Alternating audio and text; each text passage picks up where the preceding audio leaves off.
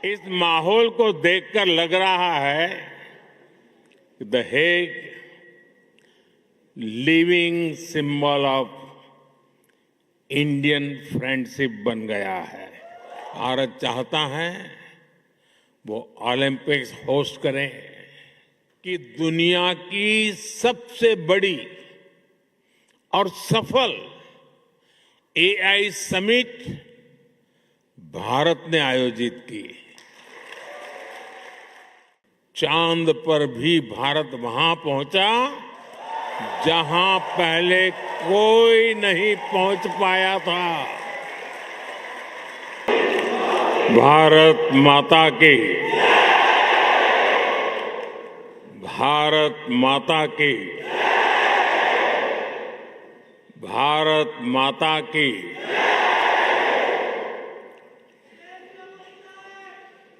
इतना प्यार, इतना उत्साह, सच कहूं कुछ देर के लिए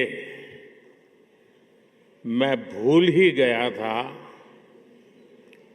कि मैं नीदरलैंड में हूं।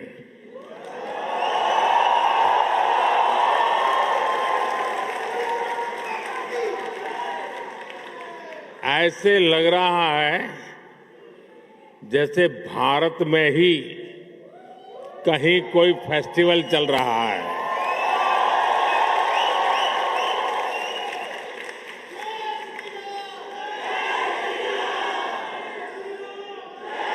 वैसे तो द हेग को दुनिया city of peace and justice के रूप में जानती है, लेकिन आज यहां जो माहौल है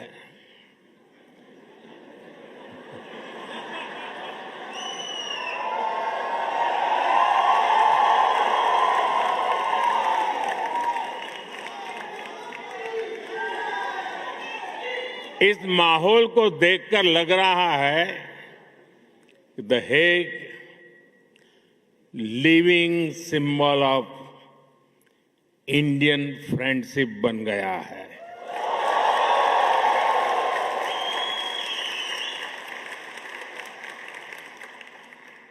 ये दिखाता है कि पासपोर्ट का रंग तो बदल सकता है,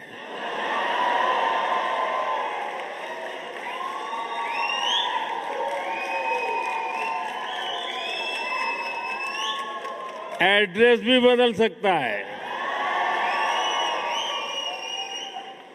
टाइम जोन भी बदल सकता है, लेकिन मां भारती की संतानें कहीं भी रहें, ये गर्मजोशी, ये वाइब्रेंसी, लाइफ को सेलिब्रेट करने का जज्बा, ये हमारे हमेशा हमेशा हमारे साथ रहता है।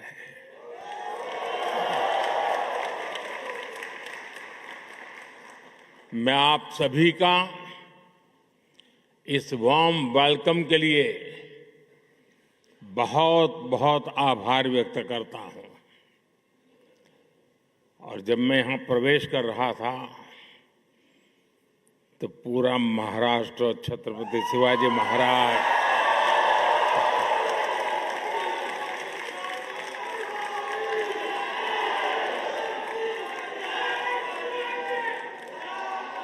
और मेरो प्यारो राजस्थान,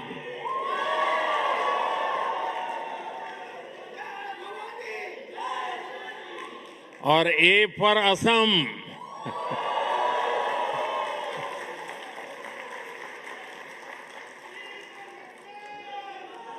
साथियों, आप सभी से मुलाकात के बाद आज मुझे हिज मैजेस्टी द किंग और हर मैजेस्टी द क्वीन से मिलने का अवसर मिलेगा। इसके साथ ही प्रधानमंत्री रॉब येतेन से भी विस्तार से कई विषयों पर चर्चा होगी। बीते वर्षों में जब भी मेरी नीदरलैंड से यहां के लीडर से बात हुई है, ये हमेशा भारतीय डायस्पोरा की बहुत प्रशंसा करते आए हैं।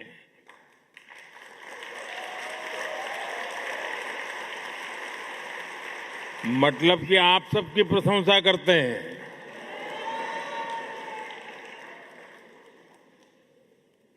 आप नीदरलैंड्स के समाज और यहां की इकोनॉमी में जो कंट्रीब्यूट कर रहे हैं, उस पर हर भारतवासी को गर्व है। मैं आज इस अवसर पर नीदरलैंड की जनता का, यहां की सरकार का आभार व्यक्त करता हूं। मैं यहां की जनता को 140 करोड़ भारतवासियों की तरफ से अपनी शुभकामनाएं देता हूं।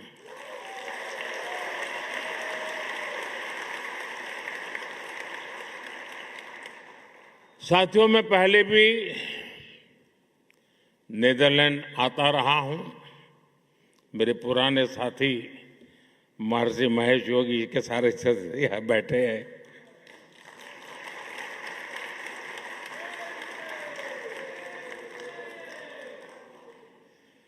और यहां रहने वाले भारतीय समुदाय से भी मेरा खासा परिचय रहा है। यहां बैठे अनेक परिवारों की कहानी केवल माइग्रेशन की कहानी नहीं है। ये एक संस्कृति की, आस्था की, तमाम संघर्षों के बीच ये प्रगति की कहानी है।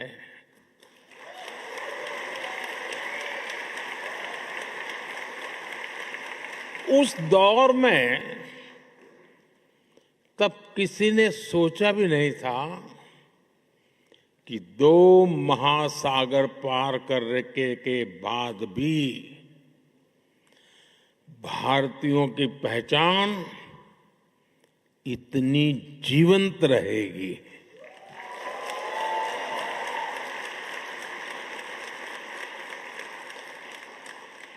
आपके पूर्वज बहुत कुछ पीछे छोड़कर आए थे, लेकिन कुछ चीजें हमेशा उनके साथ रही। अपनी मिट्टी की खुशबू, अपने त्योहारों की स्मृतियां, भजन की धुनें और अपने पूर्वजों के संस्कार। साथियों, मानवता का इतिहास साक्षी है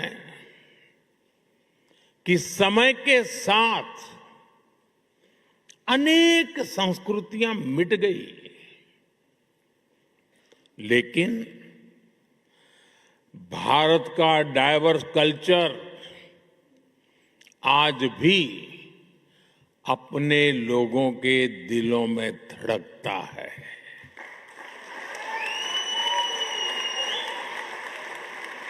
पीढ़ियां बदल गई,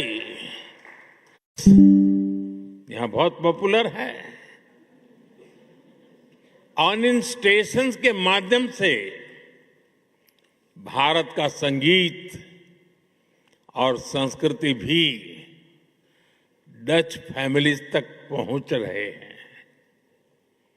द गांधी सेंटर हो या फिर अलग अलग शहरों के स्कूल, आप अपनी संस्कृति को भावी पीढ़ियों तक पहुंचा रहे हैं और ये बहुत ही सराहनीय है।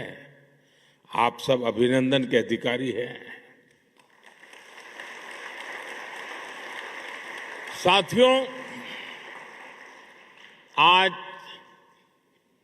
16 मई है और ये दिन एक और वजह से बहुत विशेष है।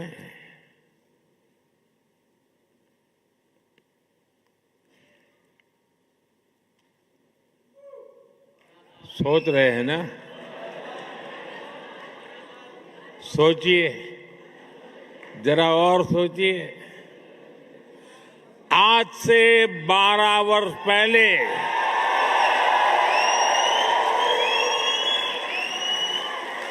2014 में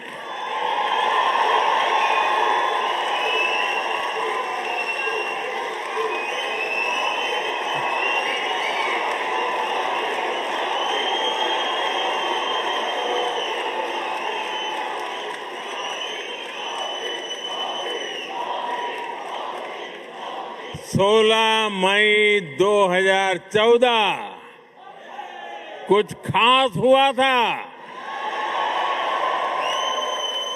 2014 में आज के ही दिन लोकसभा चुनाव के नतीजे आए थे।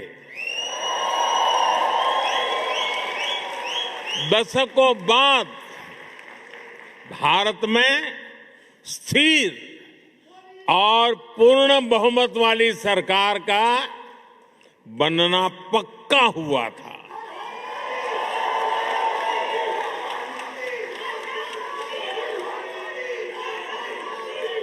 एक वो दिन था और एक आज का दिन है। कोटि कोटि भारतवासियों का विश्वास मुझे न रुकने देता है और न थकने देता है।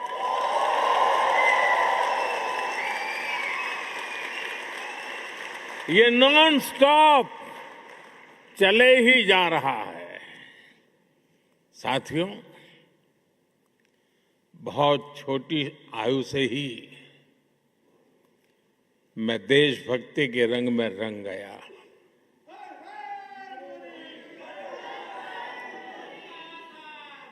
आप ही मेरा परिवार बन गया। स्व से समष्टि की ओर चल पड़ा। अहम से वयम का रास्ता चुन लिया।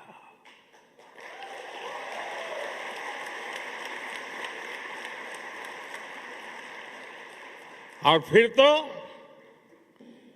आपका सुख ही मेरा सुख बन गया। आपका कल्याण ही मेरा कर्तव्य बन गया।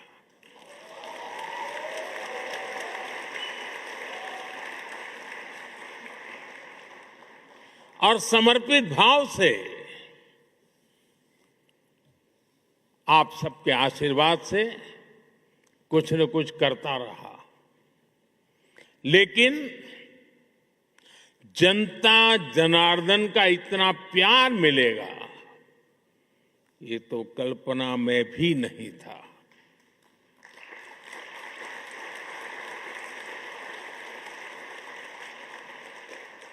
जब पीछे मुड़कर देखता हूं, 13 वर्ष मुख्यमंत्री के रूप में, 12 वर्ष प्रधानमंत्री का सेवा काल,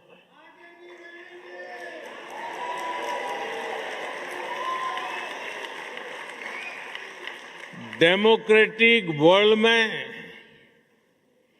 25 वर्षों तक करोड़ों करोड़ वोटर्स का लगातार समर्थन, ये मेरे लिए बहुत ही बड़े सौभाग्य की बात है। मेरे लिए ये सिर्फ एक आंकड़ा नहीं है, ये आपके आशीर्वाद, ये मेरी बहुत बड़ी पूंजी है। देश का ये प्यार, ये आशीर्वाद, मुझे अपने जीवन का पल पल देशवासियों के सपनों को पूरा करने के लिए प्रेरित करता है। साथियों, दुनिया का कोई भी देश हो, अगर उसे आगे बढ़ना है तो उसे बड़े सपने देखने ही होंगे।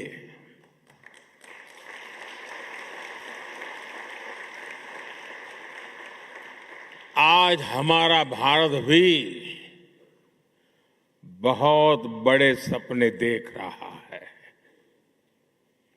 आज देश कह रहा है, हमें सिर्फ ट्रांसफॉर्मेशन नहीं चाहिए, हमें बेस्ट चाहिए। क्या चाहिए?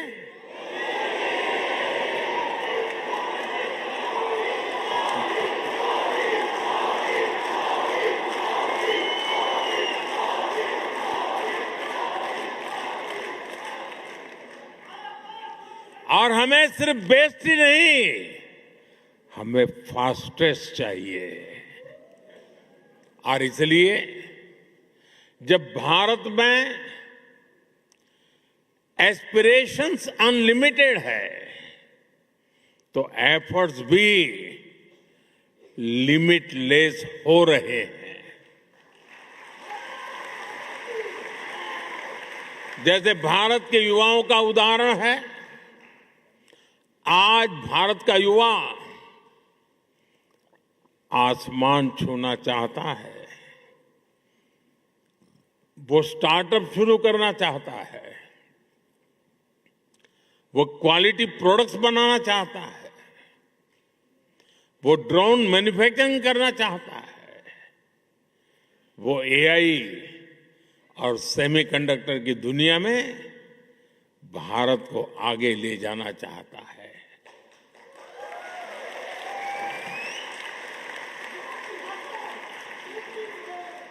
इसलिए ही भारत का स्टार्टअप इकोसिस्टम लगातार हो रहा है। अब हम दुनिया के तीसरे सबसे बड़े स्टार्टअप इकोसिस्टम वाले देश हैं।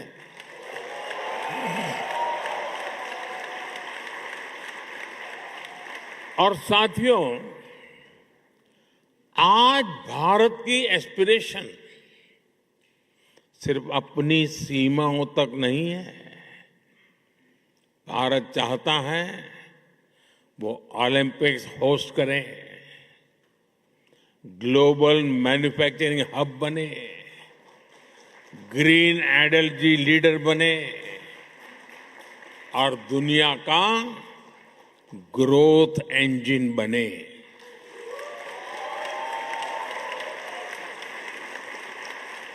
बात वही है, एस्पिरेशंस अनलिमिटेड है और हमारे एफर्ट्स की स्केल भी उतनी ही बड़ी है। Record highway construction, record rail electrification, Vande Bharat जैसी सेमी हाई स्पीड ट्रेनें और दुनिया का इतना बड़ा रिन्यूएबल एक्सपांशन, बड़े से बड़ा लक्ष्य हो, आज का भारत कहता है हम ये लक्ष्य पाकर के ही रहेंगे।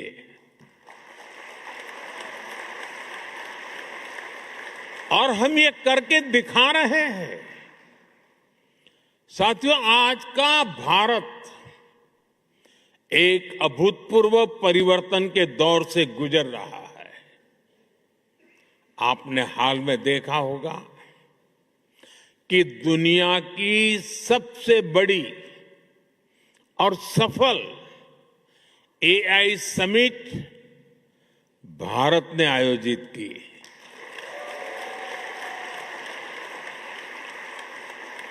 उससे पहले G20 की सफल समिट भी भारत ने आयोजित की थी।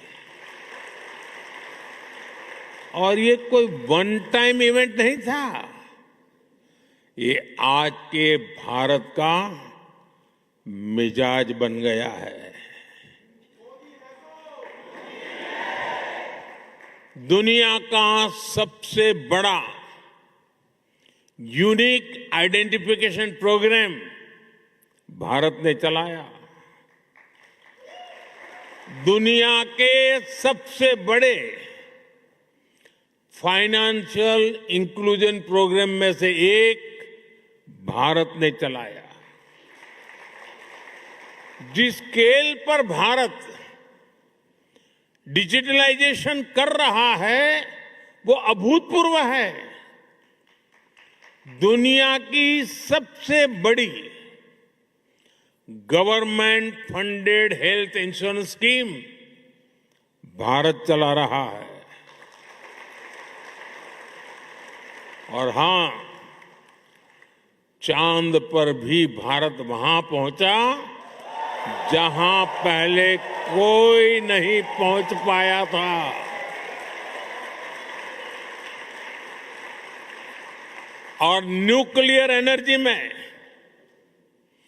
दुनिया के सबसे एडवांस फास्ट ब्रीडर रिएक्टर भी आज सफलता के साथ भारत काम कर रहा है।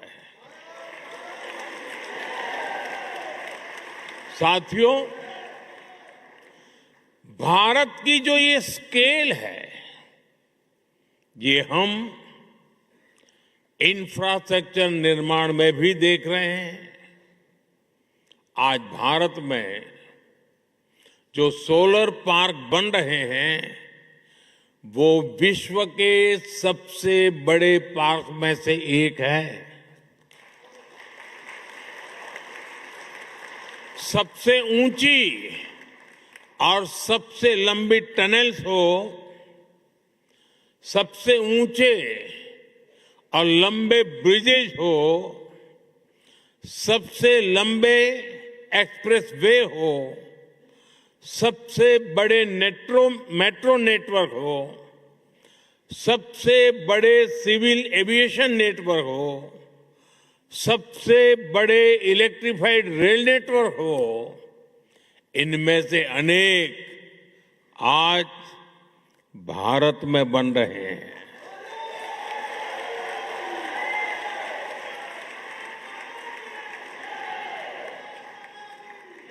बीते सालों में भारत ने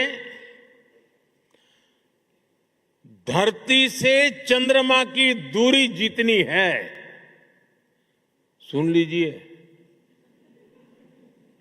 धरती से चंद्रमा की जितनी दूरी है उससे भी 11 गुना 11 टाइम अधिक ऑप्टिकल फाइबर बिछाया है।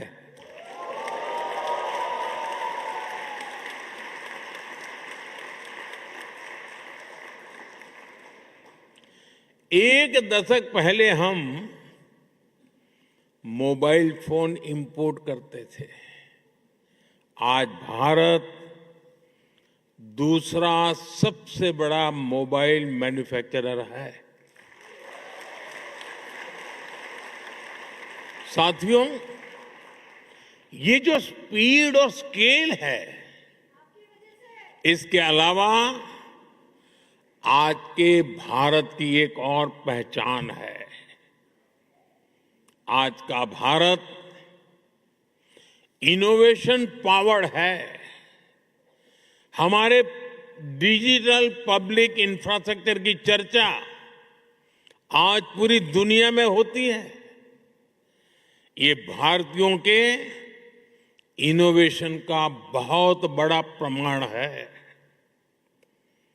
आज पैसा रखना है तो डिजिटल वॉलेट है, डॉक्यूमेंट रखने हैं तो डिजी लॉकर है, ट्रैवल करना है तो डीजी यात्रा है, हेल्थ केयर का लाभ लेना हो तो डिजिटल हेल्थ आईडी है। साथियों, आज भारत में हर महीने 20 बिलियन से ज्यादा यूपीआई ट्रांजैक्शन होते हैं।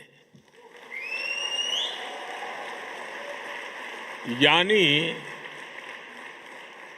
पूरी दुनिया में हो रहे डिजिटल ट्रांजैक्शन में आधे से ज्यादा केवल भारत में हो रहे हैं।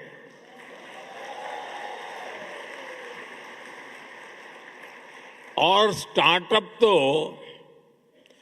आज भारत के युवाओं का मिजाज बन चुका है। 12 साल पहले देश में 500 से भी कम स्टार्टअप्स थे।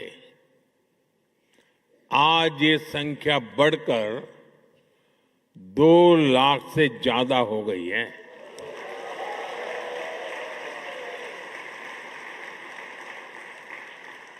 और स्टार्टअप की दुनिया में भी 2014 में भारत में सिर्फ 4 यूनिकॉर्न थे। आज भारत में करीब 125 एक्टिव यूनिकॉर्न है।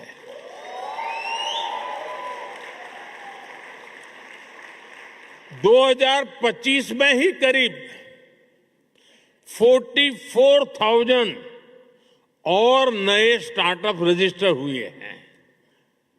आज एआई, डिफेंस और स्पेस सेक्टर में हमारे स्टार्टअप बहुत शानदार काम कर रहे हैं। समय के साथ रिसर्च और इनोवेशन का एक कल्चर और विराट होता जा रहा है। पिछले वर्ष ही भारत में 1.25 लाख से अधिक पेटेंट फाइल किए गए हैं। साथियों, भारत चिप मेकिंग में, सेमी कंडक्टर सेक्टर में भी बड़े कदम उठा रहा है। अभी भारत में 12 सेमीकंडक्टर प्लांट्स पर काम चल रहा है।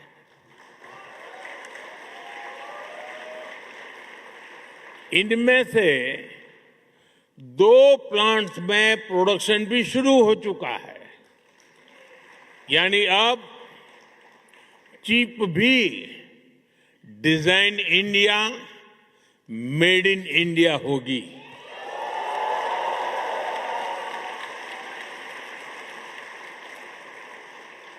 साथियों, भारत की ये एस्पिरेशन ड्रिवन जर्नी हमारी डेमोक्रेसी को भी सशक्त कर रही है।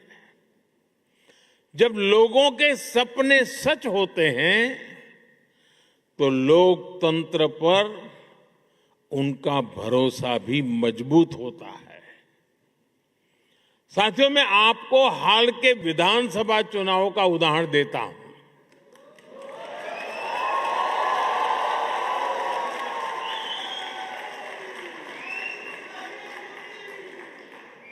असम, बंगाल,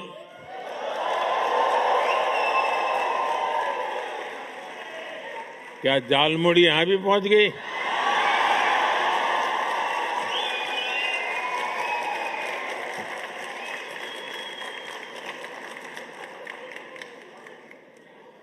असम, बंगाल, केरलम, तमिलनाडु और पुडुचेरी में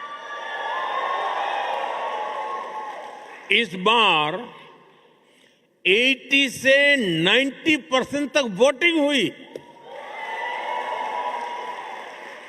और इसमें भी विमेन पार्टिसिपेशन बहुत ज्यादा बढ़ी है।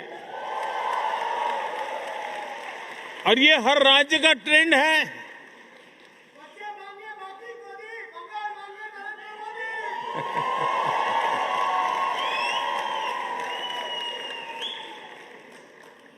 आज भारत में वोटर उत्साहित हैं, आप भी उत्साहित हैं।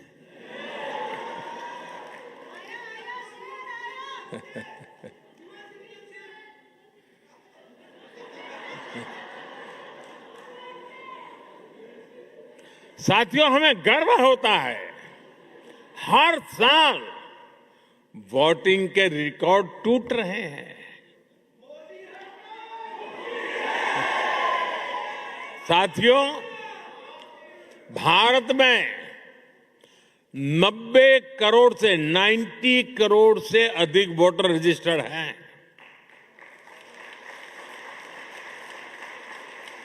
2024 के लोकसभा चुनाव में 64 करोड़ लोगों ने वोट डाला, यानी यूरोपियन यूनियन की टोटल पॉपुलेशन से भी ज्यादा भारतीयों ने वोटिंग की।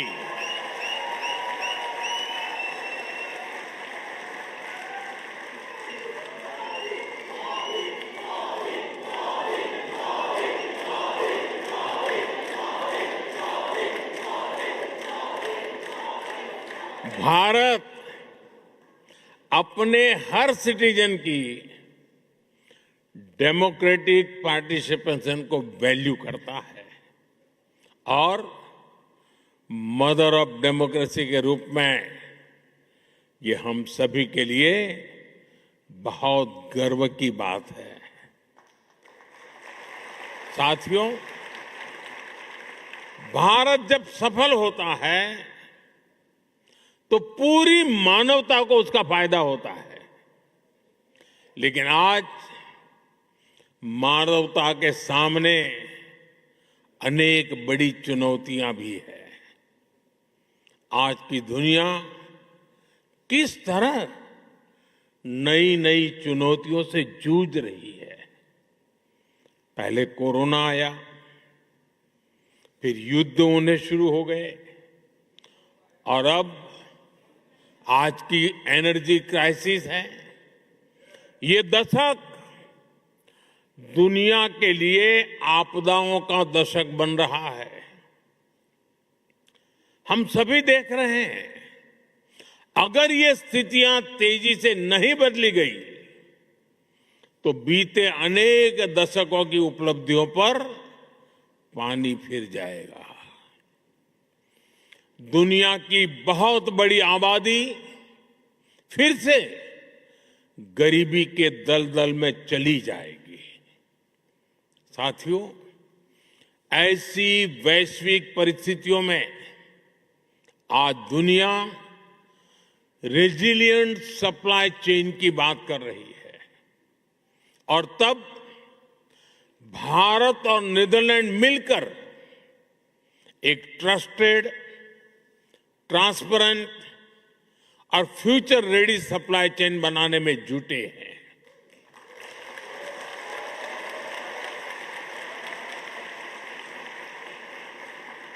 एनर्जी सिक्योरिटी से लेकर वाटर सिक्योरिटी तक नीदरलैंड्स और भारत मिलकर काम कर रहे हैं। ग्रीन हाइड्रोजन को लेकर हमारा कोऑपरेशन बहुत महत्वपूर्ण है और भारत और यूरोपियन यूनियन के बीच जो ऐतिहासिक ट्रेड एग्रीमेंट हुआ है, इससे भारत और नीदरलैंड की साझेदारी और मजबूत होगी और इसका लाभ आप सभी को भी होगा। भारतीय बिजनेस के लिए यूरोप में प्रवेश का नेचुरल गेटवे नीदरलैंड बनेगा।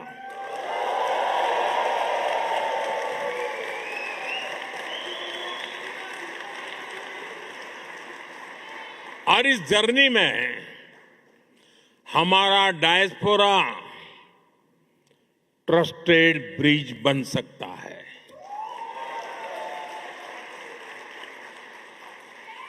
और मैं इसलिए कहता हूं कि डायस्पोरा इंडिया की एम्बिशन को भी समझता है और यूरोप के स्टैंडर्ड्स को भी जानता है। इससे यहां बसे भारतीयों को भी भारत के हाई क्वालिटी प्रोडक्ट्स के अधिक अवसर मिलेंगे। साथियों, नेदरलैंड ट्यूलिप की धरती है और यहां के खूबसूरत ट्यूलिप्स को देखने के लिए दुनिया भर के लोग यहां आते हैं। भारत में भी दुनिया के सबसे बड़े ट्यूलिप गार्डन में से एक हमारे जम्मू कश्मीर में है, श्रीनगर में है। और जिस तरह नेदरलैंड को ट्यूलिप्स के लिए जाना जाता है, वैसे ही भारत लोटस यानी कमल के लिए जाना जाता है।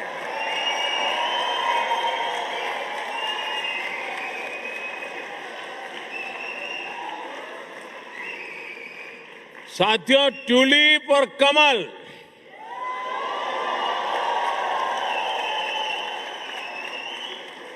दोनों फूल हमें बताते हैं कि जड़ें चाहे पानी में हो या धरती पर, अगर सही पोषण मिले तो सुंदरता भी मिलती है और स्ट्रेंथ भी आ जाती है।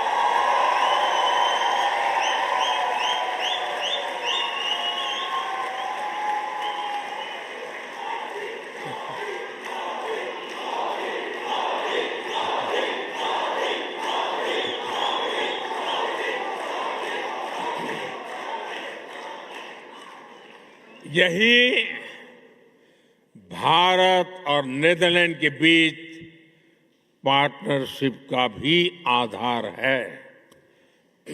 साथियों,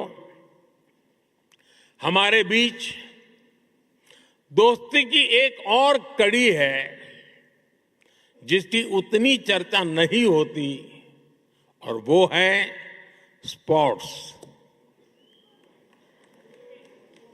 हम दोनों देश स्पोर्ट्स के क्षेत्र में बहुत कुछ मिलकर कर रहे हैं। अब जैसे क्रिकेट है, नेदरलैंड की क्रिकेट में भारतीय समुदाय का बहुत बड़ा योगदान है। अभी भारत में T20 वर्ल्ड कप हुआ, उसमें नेदरलैंड की टीम ने अच्छा प्रदर्शन किया।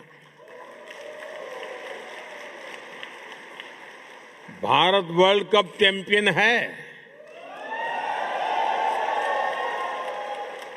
लेकिन भारत की टीम को भी नेदरलैंड की टीम ने बहुत बड़ी टक्कर दी थी।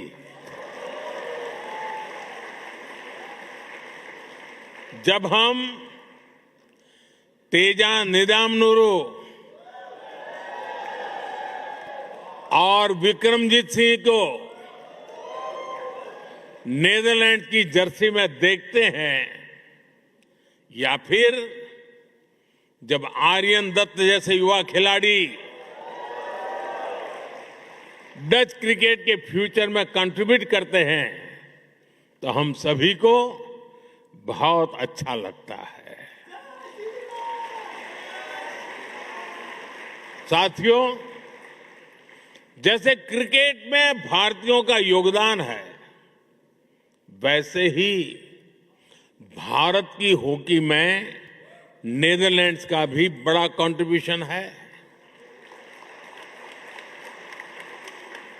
भारत की हॉकी को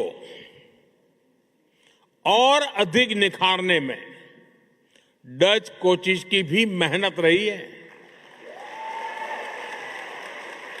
हमारी विमेन हॉकी टीम बीते कुछ समय से शानदार परफॉर्मेंस कर रही है। इसमें कोच मरीन का अहम रोल है। और इस वर्ष तो हॉकी वर्ल्ड कप का होस्ट नीदरलैंड भी है और आप सभी को भारत के मैच देखने तो जाना ही जाना है। ये बात पक्की है कि वर्ल्ड कप जो भी कोई जीते, लेकिन इतना पक्का है कि इस ओलंपिक में भारत और नीदरलैंड की दोस्ती जरूर जीतेगी।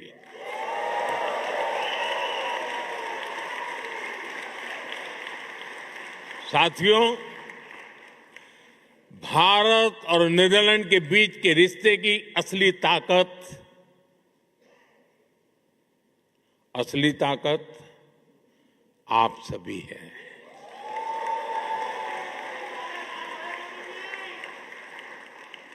आप इस पार्टनरशिप के जीवंत सेतु हैं, जीवंत ब्रिज है। इसलिए भारत सरकार ने सूरीनामी हिंदुस्तानी समाज के लिए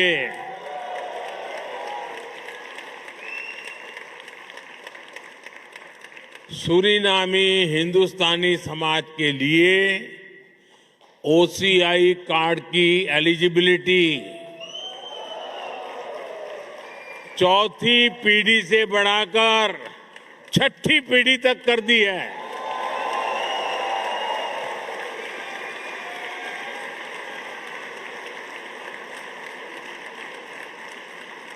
साथियों, 21वीं सदी का भारत अवसरों की भूमि है। भारत टेक्नोलॉजी ड्रिवन भी है और ह्यूमैनिटी ड्रिवन भी है। भारत जितना एंशिएंट है उतना ही मॉडर्न बन रहा है। इसलिए ये समय भारत में आपके पुरखों के गांव से जुड़ने का भी है और विकसित भारत की जर्नी में भागीदारी का भी है। मैं नीदरलैंड्स में भारतीय समुदाय के सभी साथियों से कहूंगा, आप भारत में ज्यादा से ज्यादा सहयोग बढ़ाएं। इससे भारत का सामर्थ्य भी बढ़ेगा और आपके इन्वेस्टमेंट पर रिटर्न भी ज्यादा मिलेगा।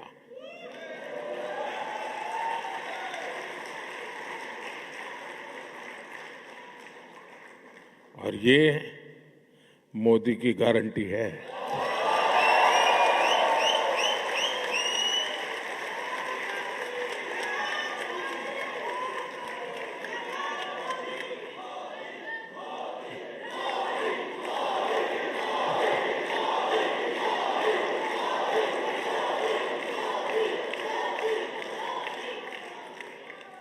मैं इसी भाव के साथ इतनी बड़ी तादाद में आप सब आए, आप सबके दर्शन करने का सौभाग्य मिला, मुझे बहुत खुशी हुई। इसी भाव के साथ मैं अपनी बात समाप्त करता हूं। इतने गर्मजोशी भरे वेलकम के लिए फिर से आप सबका बहुत बहुत धन्यवाद। भारत माता की, भारत माता की,